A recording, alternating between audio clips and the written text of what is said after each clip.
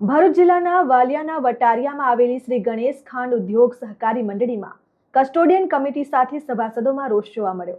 ભરૂચ જિલ્લાના વાલિયા તાલુકાના વટારિયા ખાતે આવેલ શ્રી ગણેશ ખાંડ ઉદ્યોગ સહકારી મંડળીના સભાસદો દ્વારા કલેક્ટરને આવેદનપત્ર પાઠવવામાં આવ્યું, જેમાં જણાવ્યા અનુસાર ગુજરાત સરકારે મંડળીના સભાસદો દ્વારા ચૂંટાયેલા વ્યવસ્થાપક મંડળને બરખાસ્ત કરી માર્ચ 2022 થી કસ્ટોડિયન કમિટી નિયુક્ત કરી છે।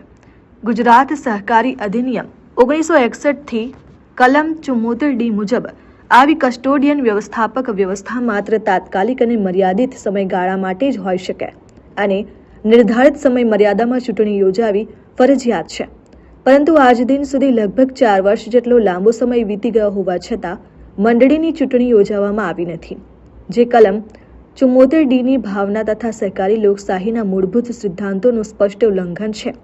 આ કસ્ટોડિયન કમિટી મંડળીના વહીવટમાં તેમજ સભાસદોના વિશ્વાસ સંપાદનમાં સંપૂર્ણપણે નિષ્ફળ સાબિત થઈ છે। આથી હાલની કસ્ટોડિયન કમિટીને તાત્કાલિક બરખાસ્ત કરવામાં આવે અને આગામી ચૂંટણી પ્રક્રિયા પૂર્ણ થાય ત્યાં સુધી વચગાળાની વ્યવસ્થા તરીકે જિલ્લા રજિસ્ટ્રાર સહકારી મંડળીઓ ભરૂચ અથવા ભરૂચ જિલ્લા મધ્યસ્થ સહકારી બેંક મારફતે યોગ્ય અને અનુભવી અધિકારીની તાત્કાલિક નિમણૂક કરવામાં આવે અને નિષ્પક્ષ ચૂંટણી યોજવામાં આવે એ સહિતની માંગ કરવામાં આવી છે। Sachin Patel, RN news, Bharuch.